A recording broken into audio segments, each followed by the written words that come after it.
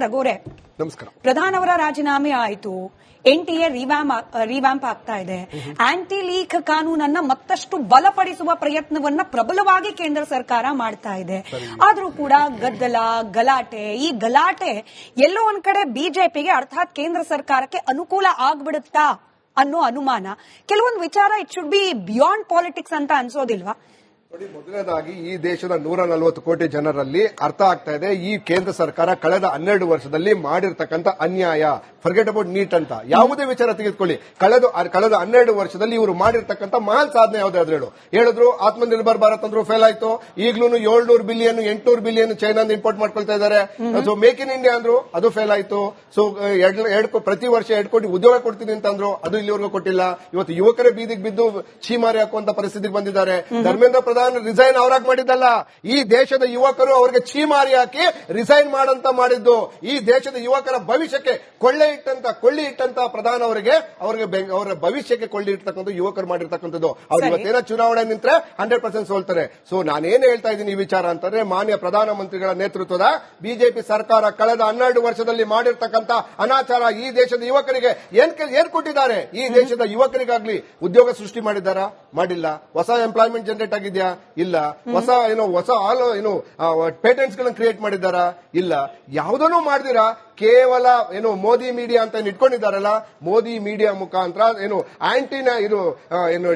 Super nationalism, okay, super nationalism ಮುಖಾಂತರ ಅವರು ತಮ್ಮ ಪರ್ಸೆಪ್ಷನ್ ಅನ್ನು ಬಿಲ್ಡ್ ಮಾಡ್ತಾ ಇದ್ರು. ಅದು ಫೇಲ್ ಆಗಿದೆ. ಆ ಪರ್ಸೆಪ್ಷನ್ ಬಿಲ್ಡ್ ಮಾಡೋದ್ರ ಮುಖಾಂತರ ಇವತ್ತೇನು ನಮ್ಮ ಹೋರಾಟ ಇದೆ. ವಿರೋಧ ಪಕ್ಷದವರು, ಇಂಡಿಯಾ ಮೈತ್ರಿಕೂಟ ಮತ್ತೆ ವಿರೋಧ ಪಕ್ಷದವರು ಹೋರಾಟ ಇದೆ. ಇವತ್ತು ಬಿಲ್ ವಾಪಸ್ ಮಾಡ್ತಾ ಇದೀವಿ. ನೀವು ಕಳೆದ 12 ವರ್ಷದಿಂದ ಅಧಿಕಾರದಲ್ಲಿದ್ರಿ. ಆಲ್ ಆಫ್ ಸಡನ್ ಯಾಕೆ ನೀವು ವಿಮೆನ್ ಬಿಲ್ ಅನ್ನ ನೀವು ಡಿಲಿಮಿಟೇಷನ್ಗೆ ಮರ್ಜ್ ಮಾಡ್ತಾ ಇದ್ದೀರಿ? ನೀವು ನಿಜವಾಗ್ಲೂ ವಿಮೆನ್ ರಿಸರ್ವೇಶನ್ ಬಿಲ್ ಕೊಡುವಂತ ನಿಮ್ಮ ಮನಸ್ಥಿತಿ ಇದ್ದಿದ್ರೆ 2023ರಲ್ಲಿ ನೀವು ತರಬಹುದಿತ್ತು. 2026 ಯಾಕಾಯ್ದ್ರಿ? ಅಂದ್ರೆ ಅವಾಗ ಎಲ್ಲರೂ ಸಪೋರ್ಟ್ ಮಾಡಿದ್ರು ಕೂಡ ನೀವು 3 ವರ್ಷ ವೇಸ್ಟ್ ಮಾಡಿದ್ರಿ. ಅಂದ್ರೆ ನಿಮ್ಮ ಮೂಲ ಉದ್ದೇಶ ವಿಮೆನ್ ರಿಸರ್ವೇಶನ್ ಬಿಲ್ ಕೊಡೋದಲ್ಲ. ವಿಮೆನ್ ರಿಸರ್ವೇಶನ್ ಲೆಕ್ಕದಲ್ಲಿ ಡಿಲಿಮಿಟೇಷನ್ ಮಾಡಿ ಹೇಗೆ ಅಸ್ಸಾಮನ್ನ ಗೆದ್ದಿದ್ದಾರೆ, ಇಡೀ ದೇಶಾದ್ಯಂತ ತಮಗೆ ಅನುಕೂಲ ಆಗುವ ಹಾಗೆ ಡಿಲಿಮಿಟೇಷನ್ ಅನ್ನ ಮಾಡಿಕೊಂಡು ಚುನಾವಣೆ ಗೆಲ್ಲಬಹುದು ಹುನ್ನಾರ ಮಾಡ್ತಾ ಇದ್ದಾರೆ. ಕ್ರೂಕ್ ನಮ್ಗೇನು ಬೇಕು ಅದನ್ನು ಮಾಡ್ತಿರ್ತೀವಿ ಅನ್ನೋ ರೀತಿಯಲ್ಲಿ ಇರಬಹುದು, ಇದ್ದಾರೆ ಅನ್ನೋ ರೀತಿಯಲ್ಲೇ ಕಾಣಿಸ್ತಾ ಇದೆ.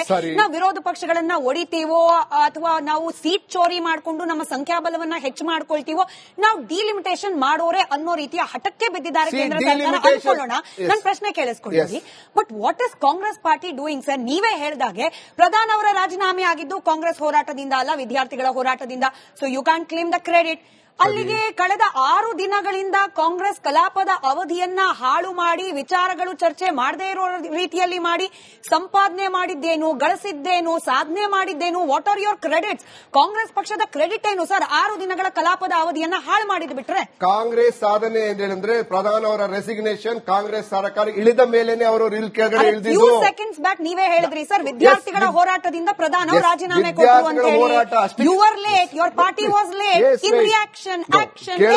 ಕೇಳಿಸ್ಕೊಳ್ಳಿ, ವಿದ್ಯಾರ್ಥಿಗಳು ಹೋರಾಟವನ್ನು ಮಾಡ್ತಾ ಇದ್ರು. ವಿದ್ಯಾರ್ಥಿಗಳು ಹೋರಾಟಕ್ಕೂ ಬಗ್ಗದೇ ಇದ್ದಾಗ ಕಾಂಗ್ರೆಸ್ ಸರ್ಕಾರ, ವಿರೋಧ ಪಕ್ಷಗಳು ಹೋರಾಟಕ್ಕೆ ಧುಮುಕಿ ಅವರಿಗೆ ಸಪೋರ್ಟ್ ಮಾಡಿದ ನಂತರ ಈ ದೇಶದ ಪ್ರಧಾನಮಂತ್ರಿಗಳು ಎದುರಿ ಮಧ್ಯರಾತ್ರಿಯಲ್ಲಿ ಈ ದೇಶಕ್ಕೆ ಸಂಕಷ್ಟ ಬಂದಾಗ ಅವರು ಮಧ್ಯರಾತ್ರಿಯಲ್ಲಿ ವಿಡಿಯೋ ಮಾಡಲಿಲ್ಲ. ಅಂದ್ರೆ ಧೈರ್ಯಗೆಟ್ಟ ಹಾಗೆ, ಸೊ ವಿಚಲಿತರಾಗಿ ಮಧ್ಯರಾತ್ರಿಯಲ್ಲಿ ವಿಡಿಯೋ ಮಾಡುವಂತ ಸಂದಿಗ್ಧ ಸ್ಥಿತಿ ಏನ್ ಬಂದಿತ್ತು ಮಾನ್ಯ ಪ್ರಧಾನಮಂತ್ರಿಗಳೇ? ನೀವು ವಿಡಿಯೋವನ್ನ ಮಾಡೋದ್ರ ಬದಲಾಗಿ ಈ ದೇಶ ಜನತೆ ಮುಂದೆ ಬಂದು ಕ್ಷಮೆ ಆಗಿದೆ, ತಪ್ಪು ಮಾಡಿದ್ದೇವೆ, ಕ್ಷಮೆ ಕೇಳ್ತೇನೆ ಅಂತ ಹೇಳಿ ಕ್ಷಮೆ ಕೇಳಿದ್ರೆ ಇವತ್ತು ಜನ ನಿಮ್ಮನ್ನು ಅಪ್ರಿಶಿಯೇಟ್ ಮಾಡ್ತಾ ಇದ್ರು. ನನಗೆ ಇನ್ನೂ 4 ಜನ ಪ್ಯಾನಲಿಸ್ಟ್ ಇದ್ದಾರೆ. ರಘುದೊಡ್ಡೇರಿ ಅವರೇ, ನಾನು ಕೇಳಿದ್ದು ಕಾಂಗ್ರೆಸ್ ಪಕ್ಷದ ಆಸ್ ಅ ರೆಸ್ಪಾನ್ಸಿಬಲ್ ವಿರೋಧ ಪಕ್ಷ ಕಾಂಗ್ರೆಸ್ ಪಕ್ಷದ ಸಾಧನೆ ಏನು? ಕಳೆದ 6 ದಿನಗಳಲ್ಲಿ ವಿಚಾರಗಳ ಚರ್ಚೆ ಮಾಡೋದನ್ನ ಬಿಟ್ಟು ಒಂದು ಚರ್ಚೆ ಮಾಡಿ, ವಿರೋಧಿಸಿ, ಸಕಾರಾತ್ಮಕವಾಗಿ ಕನ್ಸ್ಟ್ರಕ್ಟಿವ್ ಆಗಿ ಕ್ರಿಟಿಸೈಸ್ ಮಾಡಿ ಸರ್ಕಾರವನ್ನು, ಅದನ್ನು ಬಿಟ್ಟು ರೊಚ್ಚಿಗೆದ್ದ ವಿದ್ಯಾರ್ಥಿಯ ರೀತಿಯಲ್ಲಿ ಗಲಾಟೆಯನ್ನ ಮಾಡಿ, ಕ್ಲಾಸ್ ಅನ್ನ ಬಾಯ್ಕಾಟ್ ಮಾಡಿ ಕಾಂಗ್ರೆಸ್ ಸಂಪಾದನೆ ಮಾಡಿದ್ ಏನು? ಅಷ್ಟೇ ನೋಡಿ. ಮೊದಲನೇದಾಗಿ ಪ್ರಧಾನ್ ರೆಸಿಗ್ನೇಷನ್ಗೆ ಮೂಲ ಕಾರಣ ಕಾಂಗ್ರೆಸ್ ವಿರೋಧ ಇಂಡಿಯಾ ಮೈತ್ರಿಕೂಟನೇ.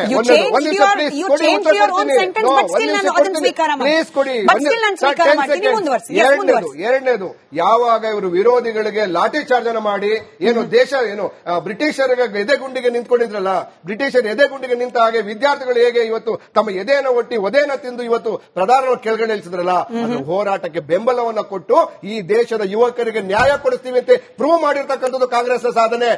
ಇವತ್ತು ಮೊನ್ನೆ ಬಿಜೆಪಿ ತರಲಿ ಈ ಬಿಲ್ ಅನ್ನ, ನಮ್ಮ ಸರ್ಕಾರ ಬಂದ ಕೇವಲ 1 ತಿಂಗಳಲ್ಲೇ ಹೊಸ ಬಿಲ್ ಅನ್ನ ತರ್ತೇವೆ ನಾವು. 100% ಏನು ಡಿಲಿಮಿಟೇಷನ್ ಬಿಲ್ ಇದೆಯಲ್ಲ, 25 ವರ್ಷ ಅಲ್ಲ 50 ವರ್ಷಕ್ಕೆ ತರಲಿ ಹೊಸ ಬಿಲ್ ಅನ್ನ ತರ್ತೇವೆ.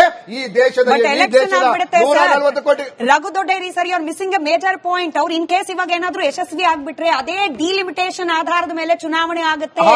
ನಿಮ್ಮದೇ ಪಕ್ಷದವರು ಹೇಳ್ತಾ ಇರೋದು ಡಿಲಿಮಿಟೇಷನ್ ಆದ್ರೆ ಬಿಜೆಪಿ ತನಗೆ ಗೆಲುವಿಗೆ ಬೇಕಾದ ರೀತಿಯಲ್ಲಿ ವಾತಾವರಣವನ್ನು ಕ್ರಿಯೇಟ್ ಮಾಡ್ಕೊಳ್ಳುತ್ತೆ. ಕ್ಷೇತ್ರದಲ್ಲಿ ನಡೆದಿಲ್ಲ. ದಕ್ಷಿಣ ಭಾರತದ ದಕ್ಷಿಣ ಭಾರತ ಮತ್ತು ಬೇರೆ ಬೇರೆ ರಾಜ್ಯಗಳಿದೆ. 100%